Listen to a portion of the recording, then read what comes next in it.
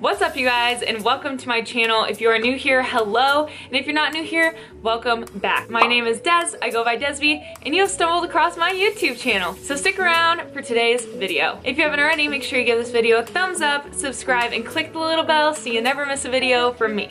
If you guys follow me on Instagram, you know that I was just blessed with a new little puppers. He's laying down the opposite way. This is Reggie. He's my cute little new puppy.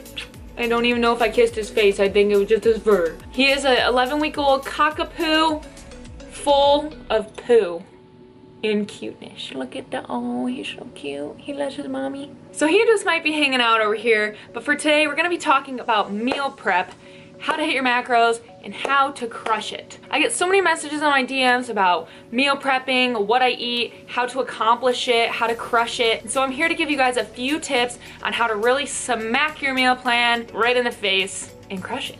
So first and foremost, to crush a meal prep plan or to plan your meal prep, you need to first create a day of the week that is going to be your designated meal prep day. Typically you can do this one time a week, but I would suggest doing it 2 times a week so that your food stays fresh and that doesn't go bad, because then you can get sick and you know, that's not good. So make sure that you designate a day where you really plan out what you need to get from the grocery store, when you need to cook it, how long you need to plan to cook it, have containers to cook it, and then have it all done. For example, let's pretend like we are gonna do a meal prep on a Sunday. Things that you should look for in your meal prep items are things that'll stay good long, easy to cook, as well as easy to separate into separate containers. Some of these things might include stuff like sweet potatoes, russet potatoes, golden potatoes, rice, chicken, broccoli, asparagus, green beans, cereal, I don't know, whatever you can split up, it's probably gonna be meal prep material. Something that's really nice and easy for me to meal prep is always gonna be the typical bro meal of chicken and rice. Now that sounds really bland, but you can always get creative with it and what you're topping it with as well as pairing it with. So I love to top my things with cottage cheese, I love to top them with salsa, honey mustard, regular mustard, sugar-free ketchup, as well as other spices. Instead of just having it be really plain and kind of plain Jane bro meal, you can always spice it up with what you're topping it with, or also literally spice it up with some hot sauce. One other way to stay on track with meal prep is to have a meal prep bag. This is one of my favorite totes from 6-pack bags. It's huge. It's called the Veronica. It's very cute, very big. There's actually a spot inside for literally like your purse or whatever. It's kind of cute. It has little like weight lifters in there. Pretty cute. And then on this side, when you open it up, there is an actual like refrigerator part. Pull it down, you have some of your meal prep containers, and then you have little ice packs here on the top. So these are really great if you're on the go, if you're a college student, if you're someone that works, or even travels for work. This is great. I've taken this on the airplane as a carry-on a few times, and that was really successful for me to make sure that I got my meals in throughout that day of traveling. But if you're someone that is just out on the go for work and needing some snacks prepped and a meal prepped, that is gonna be perfect for you. Again, that is 6-pack bags. It's called the Veronica tote. What you're gonna look for while you're meal planning is making sure that all your macros can be met in all the meals that you prep. So one thing I would suggest doing is pre-tracking your meals and figure out what you need to take. So the night before you go to bed or during the day before, make sure that you are pre-tracking your macros, figuring out what you're gonna eat for the next day. This not only keeps you accountable for staying on track, but it also helps you figure out what you need to pack so that you're not running around like a crazy woman or man trying to figure out what you need when you could have done it the night before.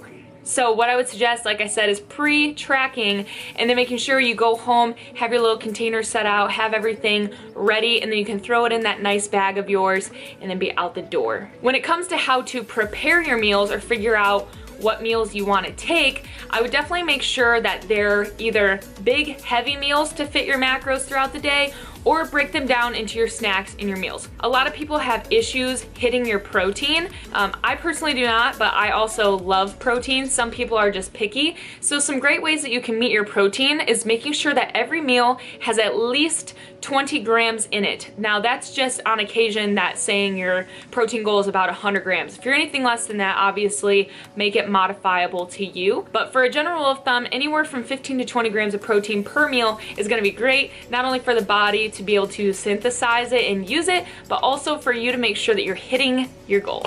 Some ways to get protein in are things such as cottage cheese, lean ground beef, turkey, chicken, ham, any type of deli meat, sausage, bacon, tilapia, crab, salmon, shrimp, and other things that you wouldn't even think of, like bread. Some breads have proteins in it, especially Ezekiel sprouted grains, like Laughing Cow cheese. Per wedge, there's even like 2 protein in it. So you'd be surprised at how many things have protein in it that you're not necessarily always looking for. So those are called trace protein sources. That means that there's actually a lot of protein in them that you're not necessarily always marketed for.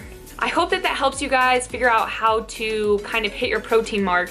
But in terms of meal prepping, when it comes down to it, it really is a lot of, yes, preparation, but you want to make sure that you're getting the most bang for your buck. So the amount of food that you do prep, you want to make sure that you're spending it in a timely amount so that you're not, you know, spending 5 hours in the kitchen every single Sunday when you could have it knocked out in, you know, an hour or 2. Think of things that you can set in the crock pot or set in the oven, things that you don't necessarily have to tend to and be slaving over a stove. So what I like to do is make sure that if I am cooking things in bulk at one point in time, it is big things like potatoes, spaghetti squash, shredded chicken in a crock pot, or anything that, you know, you don't really have to like hold your head over. Now for me, I don't personally meal prep a lot just because I work from home, so when I want something, I just cook it up, but I still do meal prep in terms of when I do make my protein, that is the protein that's typically lasting me for about 5 to 7 days.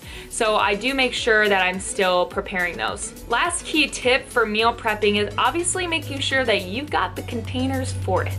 You want to make sure that you head over to Amazon or head to your local Walmart or Target and grab some meal prep containers. These don't have to be anything super fancy. They can just be like the Ziploc meal tub containers.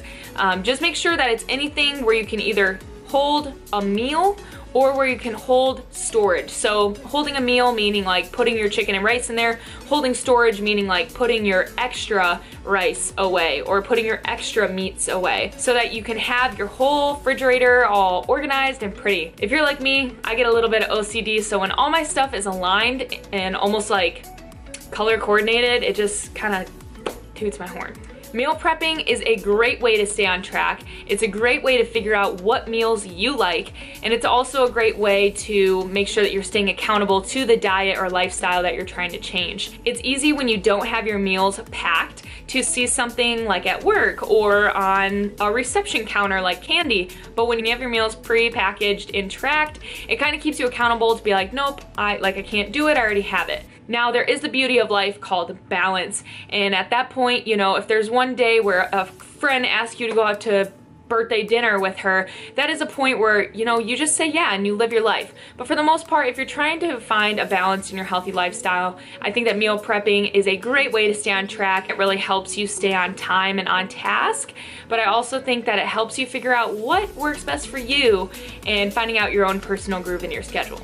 I hope that that helped you guys with a little bit of tips and tricks for meal prepping. It's such a hot topic to kind of dwindle down, especially in the fitness industry, but meal prepping is a great way, like I said, to stay on track, and it's also a great way to learn about what works best for you. Let me know if you have any questions. Feel free to drop them below. Thank you for being here. I can't wait to see you in the next video. Let me know if you have any other ideas or any other requests on what you want to hear. Thank you for supporting me and my new puppers, and make sure that you follow me on Instagram for other fit tips, fun, and inspiration. Thanks for being here, and I'll see you guys next video.